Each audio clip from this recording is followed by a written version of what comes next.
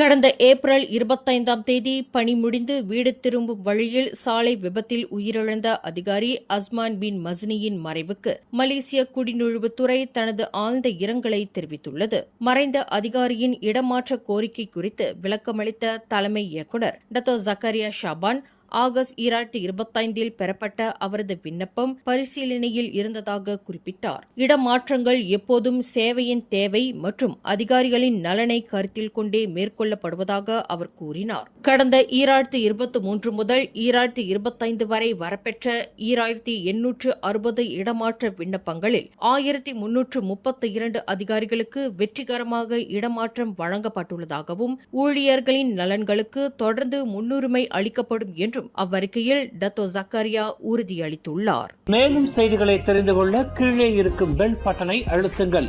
உங்கள் மகிழ்ச்சியை வெளிப்படுத்த லைக் மற்றும் ஷேர் செய்யுங்கள். தொடர்ந்து திசைகளோடு இணைந்திருக்க சப்ஸ்கிரைப் செய்யுங்கள்.